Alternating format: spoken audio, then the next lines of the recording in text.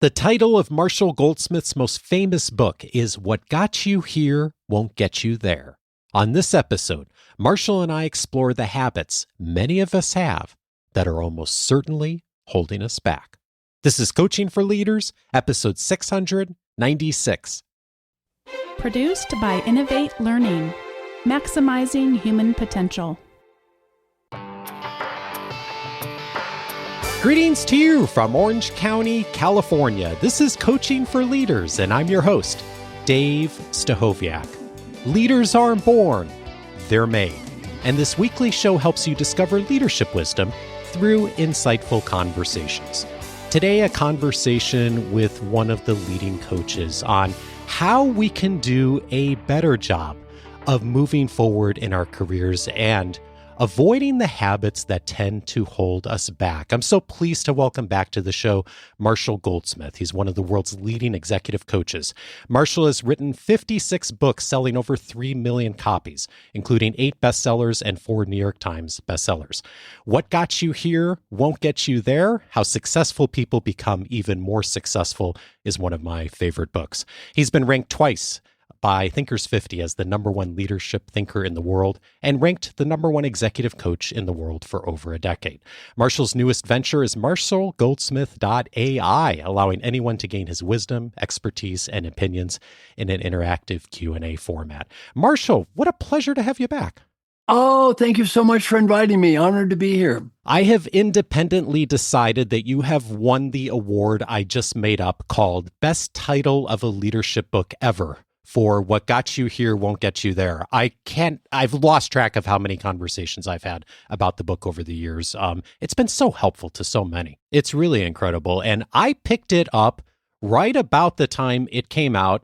I remember reading it. I remember viscerally like the habits in the book, which we're going to get into. And I remember this line that you begin the book with. You say, "Among the myriad wise things I have heard Peter Drucker say, the wisest was, we spend a lot of time teaching leaders what to do. We don't spend enough time teaching leaders what to stop." That's a key distinction, isn't it? That comment really led to the book. What got you here won't get you there. And there's something I talk about in the book called the superstition trap. Successful people fall into a superstition trap. What does that mean? I behave this way. I am successful. Therefore, I'm successful because I behave this way. Wrong. Everyone I coach is not successful. They are mega successful because of doing many things right and in spite of doing some things that are stupid. We all do stupid things all the time. Yeah. And we're successful in spite of these things. And the other problem with the superstition trap is I behave this way. I have been successful in the past. Therefore, behaving this way will make me successful in the future. Wrong again. The behavior that led to your success in the past may or may not lead to your success in the future. Yeah, it's a bit of a paradox. And early on in my career, I sort of assumed that the further along I got, and the people certainly who were further along than me and in roles of senior leadership had a lot of stuff figured out. And one of the key points that you make in the book is that the higher you go, the more your problems are behavioral. Why is that? Well, if you look at the people I coach, they're all smart. I'm not really coaching any stupid people.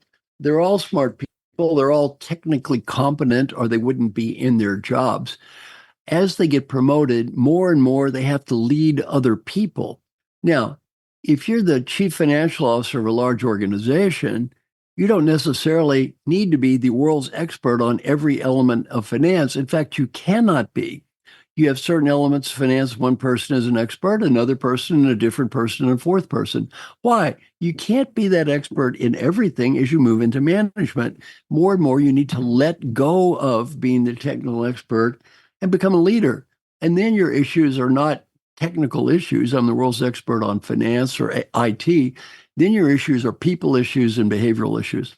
And so many of us, of course, get into senior leadership roles because we were experts in the technology, the discipline we learned. We were the top performer in that team. And all of a sudden you get into a role of leadership and it's an entirely different job. You may go to the same place, but the role's so different. Well, you're making an excellent point. One of the greatest leaders I ever coached said, For the great individual achiever, it is usually all about me. For the great leader, it's all about them. And making that transition from being a great achiever, as you mentioned, toward being a great leader, that can be tough for a lot of people. And it's the what got you here won't get you there, because it is a different skill set. And the part of the book that I remember so clearly all the years ago when I read it, and now coming back to it, like still seems so fresh to me, is the very beginning where you identify 21 habits that tend to hold us back from being effective. And particularly, as you mentioned, for successful people moving up into roles of increasing responsibility. And the very first one on the list is winning too much. And you call this the most common behavioral problem in successful people, and that it underlines nearly every other behavior problem. Tell me about what it looks like. Well, again, successful people by definition are winners. People listening to your podcast are winners. They're in leadership or interested in leadership. They're trying to educate themselves. Almost by definition, they're in the top small percent of all human beings. They're winners. So the listeners of this podcast right now are winners. People I coach are mega winners. Here's the problem. Winners like to win. If it's important, we want to win. If it's meaningful, we want to win. If it's critical, we want to win. If it's trivial, we want to win. If it's not worth it, we want to win. It's hard for winners not to win. Now, let me give you a case study that almost all my clients failed, and I will predict almost all listeners will fail this case study. You want to go to dinner at restaurant X. Your husband, wife, partner, friend wants to go to dinner at restaurant Y. You have a heated argument. You go to restaurant Y. It was not your choice. The food tastes awful, and the service is terrible. Option A, critique the food. Point out our partner was wrong. This mistake could have been avoided if only you listened to me, me, me. What would I do? What should I do? Well, almost all clients say, what would I do? Critique the food. What should I do? Shut up, eat the stupid food, try to enjoy it and have a nice night. Yeah. So winning too much, that is a classic problem of successful people. When you help people to see a little bit of that tendency in themselves, the tendency to argue about dinner when it doesn't matter, right, in the big scheme of things. What is it, because so many of the other habits really do come from this one, what is it that helps people to start to just turn the corner a little bit and see that and change their behavior at least slightly? I'm going to talk about problem 2, and then I'm going to answer both of them at the same time, which will answer your question. Sounds great. The second habit I talk about on the list is adding too much value. Now, I'm sure many people listening to us have technical backgrounds. Engineers are the worst. I went to engineering school myself. I have an undergrad degree in math, an honorary PhD engineer. And it's hard for technical people not to constantly add value. What does that mean? I'm young, smart, enthusiastic. I come to you with an idea. You're my boss. Well, you think it's a great idea. Rather than just saying great idea, our natural tendency is to say, that's a nice idea. Why don't you add this to it? Well, the problem is the quality of the idea may go up 5%. My commitment to execute just went down 50%. It's no longer my idea, boss. Now it's your idea. Incredibly difficult for smart, successful people not to add value. One of my good coaching clients was named J.P. Garnier. He retired a few years ago as CEO of a drug company, GlaxoSmithKline. I asked JP, what did you learn about leadership as the CEO of this huge company? He said, I learned a very challenging lesson. And everyone listening, this lesson will become more important in your life every time you get promoted. He said, my suggestions become orders. Every time we get promoted, more and more of our suggestions start becoming orders. Now, he said, if they're smart, they're orders. If they're stupid, they're orders. If I want them to be orders, they are orders. And if I do not want them to be orders, they are orders anyway. My suggestions become orders. For 9 years, I trained the admirals in the United States Navy. What's the first thing I teach new admirals to get that star? Your suggestions become orders. Admirals don't make suggestions. An admiral makes a suggestion. What is the response? Aye, aye, sir. That suggestion is an order. Now, back to your question. What do I teach people and how to get better at this? I asked JP, what's the one lesson I taught you that helped you be a better leader, have a happier life? He said, you taught me one lesson that helped me be a better leader and have a happier life. It will answer your good question. I said, what was it? He said, before I speak, breathe. Breathe. think and ask myself one question: is it worth it? Is it worth it? Now, he said, as the CEO of GlaxoSmithKline, 50% of the time, if I had the discipline to stop and breathe and ask, is it worth it? What do I decide? Am I right? Maybe. Is it worth it? No. Now, he didn't say he never added value. He said about half the time he didn't add value. At work, stop and breathe. Is my comment going to improve this other person's commitment? If the answer is no, breathe again. Is it worth saying? At home, breathe. Is my comment going to improve this relationship with the person I love? If the answer is no, really, should you be saying it? Well, a really important discipline. It's such a simple thing in a way, and yet simple is not always easy, is it? To stop and take that pause and actually ask, is it worth it? I'm thinking about this question and like the discipline to stop and to ask it. Is it enough to stop and ask that question for yourself? Or is there also some aspect of like thinking about what are the indicators I notice and what comes up for me when I stop and pause to decide if it is worth it or not? Number one, we're not talking about battling with perfect. We're talking about battling with zero. Most people never stop and think at all. So if you do anything, you're way ahead of the game. Yeah, true. The reality is, look, if something inside you tells you is, should I do this? And in many cases, the answer is you shouldn't do it. If something inside you causes you to start questioning yourself, there's probably a reason. So just stop and breathe and ask yourself that question. One of the other habits you point out is the tendency for successful people to start with, in responses, no, but, or however. What's problematic about these words? I have a lot of fun with this one. I find my clients $20 every time I talk to them and I start a sentence with no, but, or however. If I talk to you, especially I'm trying to give you advice, first word in your mouth is no. What are you saying? Well, I don't want to hear this. But what does but mean? Disregard what you said. Very bad habit. And we do it over and over without hearing it. One of my clients is stubborn and opinionated. I'm reviewing his 360 feedback report. He said, but Marshall. I said, that's free. I said, if I ever talk to you again, you start a sentence with no, but, or however, I'm going to find you $20. He said, but Marshall, 20, no, 40, no, 60, 80, 100. He lost $420 in an hour and a half. At the end of the hour and a half, he said, thank you. I had no idea. He said, I did that 21 times with you throwing it in my face. How many times would I have done that had you not been throwing it in my face? 50, 100? No wonder people think I'm stubborn.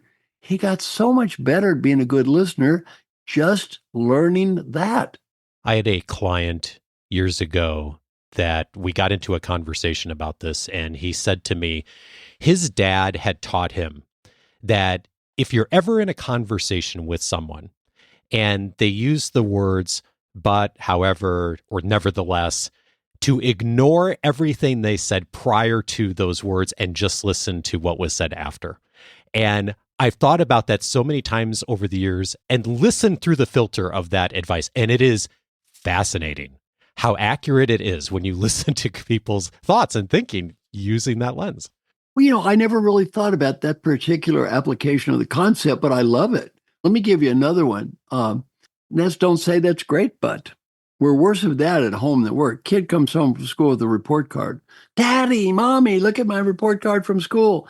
5 times I made the highest grade. 1 time I made almost the highest grade. Well, if we're not careful, what do you say, Daddy and Mommy? That's great, but why didn't you get the high grade every time? What was the kid thinking? That's great, but why'd I have a jerk like you for a father? And I like your friend's idea. I never thought about I thought about applying it as a coach.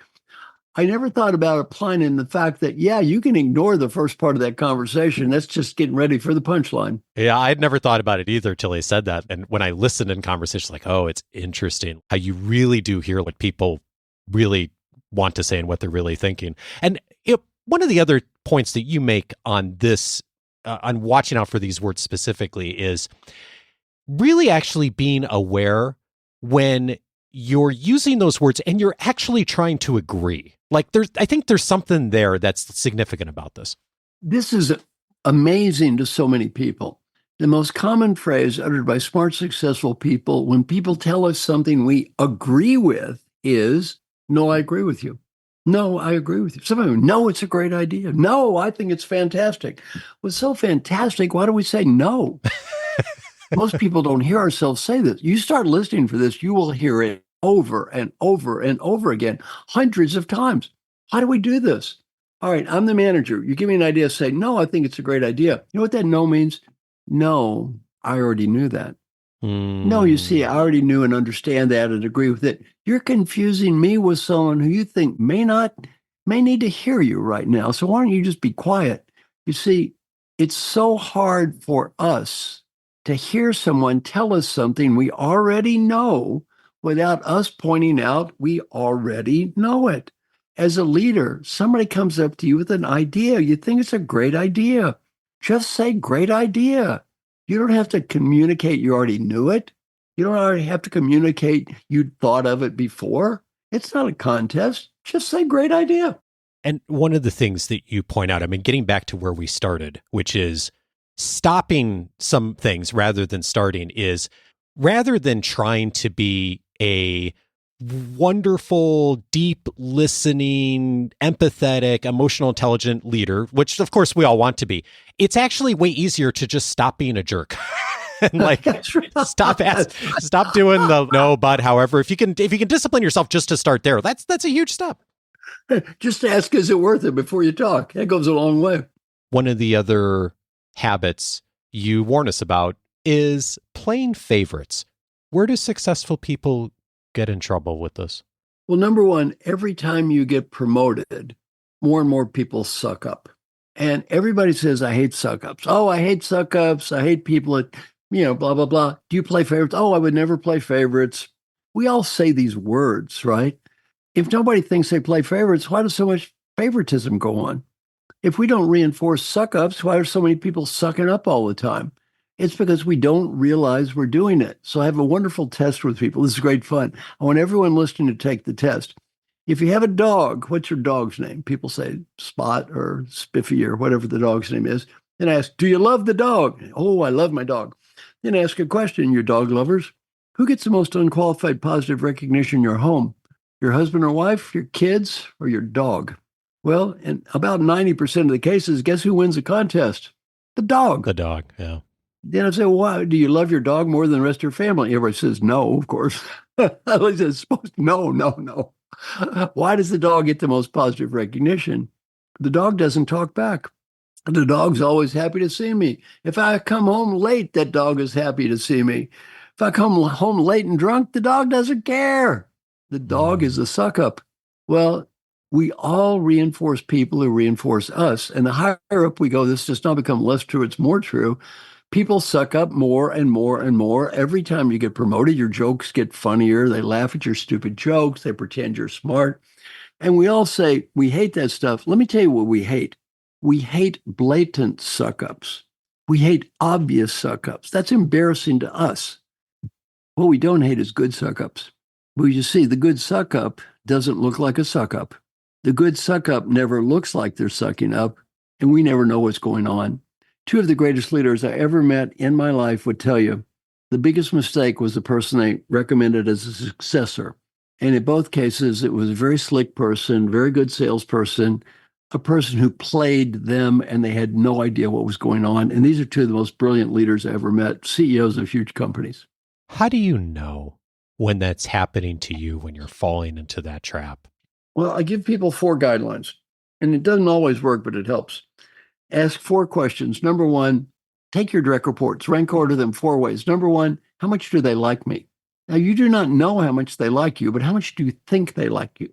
Number 2, how much are they like me? How much do they remind me of that ever so lovely and wonderful me? A lot of engineers play favorites with people they don't like. So, he's a jerk, but he's an engineer. Well, she's a great person, not an engineer.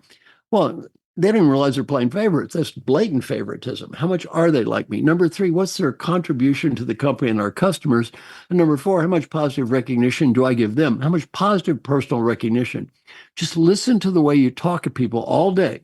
Listen to the way you talk to people all day and start evaluating, is this recognition a function of they're doing a great job? Or is recognition a function of A, they like me, or B, they remind me of myself? Mm. And in about 15 to 20% of the cases, you're going to start getting some sad realization. Wait a minute, what am I doing here? Comes back to our reminder of just stopping, right? Like you invited us earlier. Is this worth it? And stopping and asking a few of these questions with the people we're working with, like it puts pause and puts the thought in there of like, hey, where might the blind spot be for me? Exactly. Look, you see this at home all the time. You got two kids.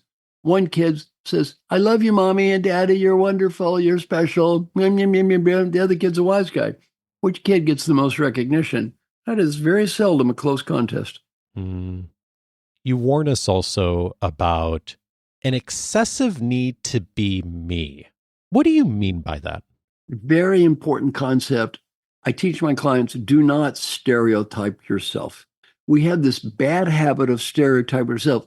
The phrase, that's just the way I am, is this incurable genetic defect or something.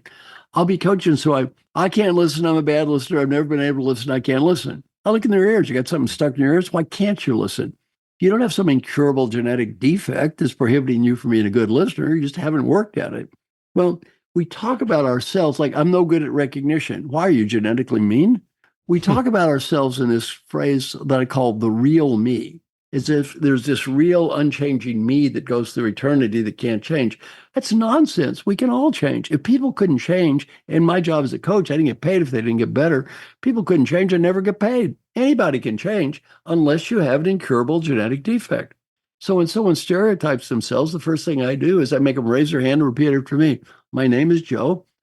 In the past, I didn't listen. In the future, I can listen better. I do not have an incurable genetic defect. Don't talk about yourself that way. I have heard so many times from people over the years, I'm sure you have too, Marshall, when working on getting better at something, they'll say, I can't do that because it's like putting on a show. It's acting. It's not really who I am. I'm faking it. When you get that kind of pushback, how do you respond to it? Very simple. I'll say, who do you want to be? You can be who you develop you want to be. You don't have to be who you have been in the past. And by the way, if you want to remain who you have been in the past, keep speaking exactly as you are right now, because you're going to dramatically increase the odds you're going to be that way. Your problem is an identity problem. You've been programmed to believe this is the real you. Why does it have to be the real you? Somewhere along the line, somebody told you this is who you are. Well, okay. And most of it was good. And keep that part. The other part, do you really need to carry it around the rest of your life because mommy and daddy told you that's the way you were? Let me give you an example. Please. This is called identity, programmed identity. I was working in a hospital and I said, how many of you had brothers and sisters? Most people did. How many of you were programmed to believe you were the responsible one? They all did. Everyone raised their hands. They're all supposed to be responsible. 3 women started crying. One woman said, I'm sick of being responsible. I'm responsible for my husband, my kids. I'm responsible for my parents, siblings. I'm sick of being responsible. There's nothing wrong with being responsible. The problem is when you feel you always have to be responsible because that's who you are. Well, there's no genetic reason you have to be responsible. You've been programmed to believe that. And it's good to be responsible most of the time, just not all the time. You're programmed to believe you're smart. Fine. Nothing wrong with being smart. That doesn't mean you have to prove how smart you are all the time. When you wrote the book, you listed 21 habits out. We fit on a few of them in this conversation. And the 21st one you called out separately. And you said the habit that gets in people's way is goal obsession. And you say it's not a flaw, it's a creator of flaws. What's different about this habit and what is it and why call it out separately? I'm actually going to redo the book. I'm going to do an updated version where I spend a lot more time on goal obsession. There's another phrase for it. It's called addiction to achievement. In my book, The Earned Life, I talk about 3 elements for having a great life. One is aspiration. You need some sense of higher aspiration or purpose. Why am I doing this? Number 2 is called ambition. You need to be achieving something because everyone listening to this calls an achiever.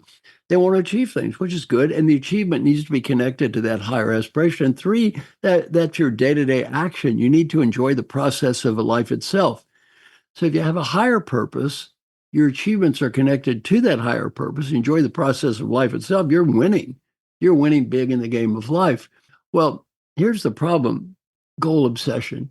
One of the great myths of once I achieve this, I will, followed by be happy, find peace, have my act together. Once I do this, everything's going to be okay. One of the things I learned is, I'm a student of Eastern philosophy, and I've read a book called the Bhagavad Gita several times, or a poem called the Bhagavad Gita. The essence of the Gita is you never become attached to results. Never become attached to results for two reasons. One, let's say you achieve the results. Fine. How much long-term peace and satisfaction does that bring? A day, maybe a week at the most. Next week, next goal. The other thing is you don't have total control over the outcomes. So the important thing is, look, do your best, try to achieve, but don't make your ego tied up on the outcomes. Let me give you two examples. A great example, Albert Bourla, one of my great coaching people. Albert was the CEO of Pfizer, or is the CEO of Pfizer. I called him up a few years ago. How's it going, Albert? Pretty good. Came up with that vaccine. I said, well, thank you, Albert. Might have saved my life. Big deal. I appreciate it. Employee engagement, all-time high. Stock price, everything, up, up, up. Wonderful news. Fantastic. What a year. I said, Albert, what's your problem? He said, I have a huge problem. I said, what is it? He said, next year. Next year. You think if you're a CEO, people care what you did last year that bought that stock? No. They didn't buy that stock based on what you did last year. They bought that stock as appreciation for next year. Well, if your value as a person is, I have to achieve more than last year, he can write it off. He'll never have a year like that. The people on this call listening to you right now, I can tell you, listening to us, their problem is not being lost in aspiration or dreaming about stuff without achievement. That's not their problem. Their problem is not just, they're not video addicts or drug addicts. Their problem is not being addicted to day-to-day action and enjoyment. The problem everybody listening to us right now is pretty much obsession with achievement. And it's good in a lot of ways. The only thing is, it's never going to bring you happiness. It's never going to bring you peace. You cannot achieve your way to happiness. You cannot achieve your way to peace. Do you really think a little more is going to get it over the line? Yeah. I so appreciate you coming back to the lessons from this book after all these years. And I was thinking about it for two reasons. One is you mentioned you're redoing the book, doing an update, which I can't wait to read. And also because of the new project you're working on, MarshallGoldsmith.ai. And right. Like so much of this project is about the library, the wisdom that you've put together over the years, not only your own, but of course from so many others. Tell me a bit about what you're doing with this and how do folks access it and benefit from it if they'd like to? Well, this is an amazing project. I feel very, very fortunate to be able to do this. I've spent X hundred hours on this thing, and it's amazing. First thing, everyone listening, do me a favor, go to my name, Marshall Goldsmith, and Marshall has two L's, marshallgoldsmith.ai, and it's free. Start asking questions. Now, as you know, one of my missions in life is to give away everything I know to as many people as I can. I'm 75 years old. A little more money is not going to make me any happier anyway. I'm not going to get another house or car or anything else. My kids are fine. So I just want to give everything away. Well, I'm very lucky because I've got somebody who's really kind and generous, Fractal Analytics in India, is paying for this. It is mind-blowing how good it is. It's amazing. And it doesn't just answer trivial questions. This thing can answer deep questions. For example, if you I'll ask it a deep question. How is your work related to Buddhist philosophy? My work is related to Buddhist philosophy in several ways. Firstly, the practice of mindfulness, which is central to Buddhism, is something I encourage in my clients. By being mindful, leaders can become more self-aware and make more thoughtful decisions, which is essential for effective leadership. Secondly, compassion is a key element in both my coaching practice and Buddhist teachings. I stress the importance of empathy and understanding in leadership, which helps in building strong, collaborative teams and positive workplace cultures. Lastly, the Buddhist concept of impermanence resonates with the dynamic nature of business and leadership. I help my clients to embrace change and adapt to new challenges, which is crucial for personal and professional growth. By integrating these principles into my coaching, I aim to help leaders develop a more holistic and balanced approach to their roles and lives. Amazing. Amazing. That wasn't me. Yeah. Yeah. That was my AI bot talking. It's mind-blowing. Yeah, it is. I mean, when you look at, like you said, the content and just the library of work, And then you pair it with the technology that's emerging on AI and so many of the things we've been talking about on the show. It's really amazing what can come together. And of course, the piece that's so critical here is your generosity. I mean, for folks who don't know, I think we've probably had maybe close to 100 guests on the show. I don't think I'm overestimating that are somehow connected with you, have been a co-author, have been part of your 100 Coaches program. I mean, you have been so generous of giving back and supporting so many others in this thing we're all working on and getting better at, leadership. Thank you so much for all your generosity in this. Oh, well, thank you so much. In the spirit of learning, we're all growing. I often ask people what they've changed their minds on, as you know. When you think about this book, What Got You Here Won't Get You There, and coming back to it now almost 20 years later, what have you changed your mind on about it? Well, I'm doing a new generation of the book. And I won't say so much as changes as more what I call refinements. For example, one of the key problems today, which is much greater than ever, is distraction.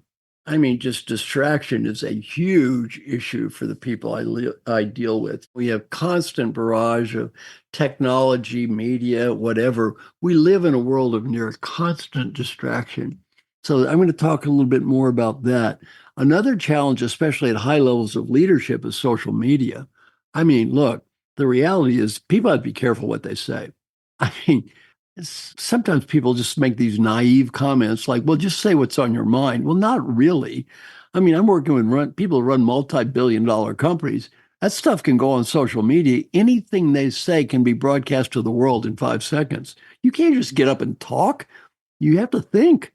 You have to be a lot more sensitive about what you say. And one other change that's occurred, I wrote an article in Chief Executive Magazine about this, is I said, look, leaders have become better and better and better, and their feedback is becoming worse and worse and worse. See, what happens in the future is we're managing an entirely different workforce now. And this balance of power between leader and follower is quite different. In the past, people ask me, are leaders more bullies than ever? What a stupid question. Ask the people who built the pyramids about bullies. Yeah, they had whips. Yeah, they were bullies. Well, leaders are nicer. In hospitals, the old hospital leaders used to yell and scream at people, swear at them. That was just part of life. Those days are gone. In fact, that way today you get fired. As the hospital leaders become less sexist, less racist, more respectful, better leaders, their feedback gets worse and worse. Why? The expectations of the workforce are so much different today than they were. Before, the expectations were low. They didn't expect much out of leaders. Those days are gone. So that's a huge change that's occurred in especially the last 20 years. Marshall Goldsmith is the author of What Got You Here Won't Get You There, How Successful People Become Even More Successful, and of course, the creator of MarshallGoldsmith.ai. Marshall, thank you so much, as always, for your work. Oh, thank you so much for inviting me. I had a wonderful time.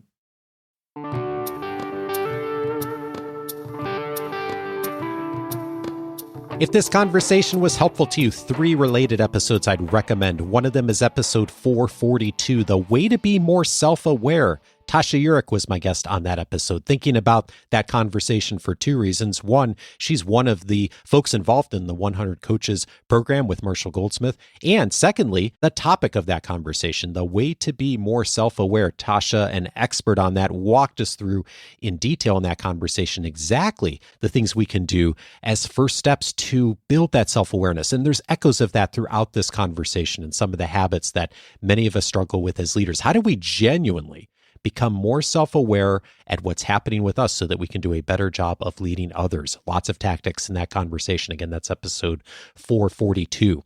Also recommended episode 611, The Power of Courage in Leadership Growth. George Elzate was my guest on that episode, one of our Academy alums on that Saturday cast. George and I talked about the need for courage in our leadership growth, because as Marshall's talked about in What Got You Here Won't Get You There, the last role, the prior roles, the things that made us successful are often not the things that are going to make us successful in this role. We may work for the same organization, we may have the same people around us, but the job is entirely different and it requires a different skill set.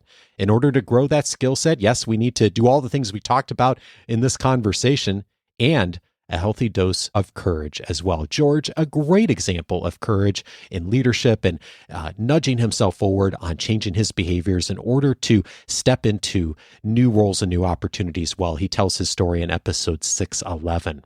And then finally, I'd recommend episode 648 with Jacob Morgan, what vulnerable leadership sounds like. Sometimes we hear that we need to be more vulnerable, and Marshall talks about in his book the excessive need to be me, that some leaders tend to fall into that trap. And sometimes we hear vulnerability and we think, well, I just need to talk more about myself. I just need to share more. And yes, there is an aspect of that. But as Jacob talks about in that episode, there's also a big second piece as well, which a lot of leaders miss when they start working on being more vulnerable. We talk about that in detail in episode 648. All of those episodes you can find on the coachingforleaders.com website. And if you haven't yet, I'm inviting you to set up your free membership at coachingforleaders.com. It's going to give you access to the entire library I've aired since 2011, searchable by topic, so you can find what's most relevant to you right now. And also, there's a lot in the library from some of the top thinkers. Marshall's been on the podcast now 3 times over the years. Some of the other top thinkers like Simon Sinek and Daniel Goleman, I was thinking of today, especially in the context of this conversation on emotional intelligence and self-awareness. He's been on the show a couple times in the past. Patrick Lencioni, Amy Edmondson, all of them have talked about this concept of helping us to become more self-aware as leaders. They've all been on the show a few times before. You can find all of those conversations inside of the library at coachingforleaders.com. Take a few moments, visit there, set up your free membership. As soon as you do, you're going to have access to the entire suite of benefits. And if you've done that already and you're looking for more, Coaching for Leaders Plus may be your next step. Just this past week, I wrote a journal entry on how to help your explanations land better. One of the things that leaders are called on to do is to answer the question of change. Often, we are explaining things for the first time to others in the organization because that is the role of leadership, to lead change. And yet, it's hard to explain things oftentimes when we're doing it for the first time and explain the complex to someone who may not have thought about it or seen it before. It's one of the most common questions I get is, how do I do a better job of explaining ideas? In the recent journal entry, I talk about what are the 2 key steps you need in order to explain something well and to use an analogy effectively. It's one of the key pieces inside of Coaching for Leaders Plus. For more, go over to coachingforleaders.plus to find out all of the benefits inside and to get started. Coaching for Leaders is edited by Andrew Kroger. Production support is provided by Sierra Priest. I'm so glad to welcome next week to the show Maurice Ashley. He is chess's first Black Grandmaster, and he's going to be teaching us about how to keep improving. Join me for that conversation with Maurice next week, and I'll see you back on Monday.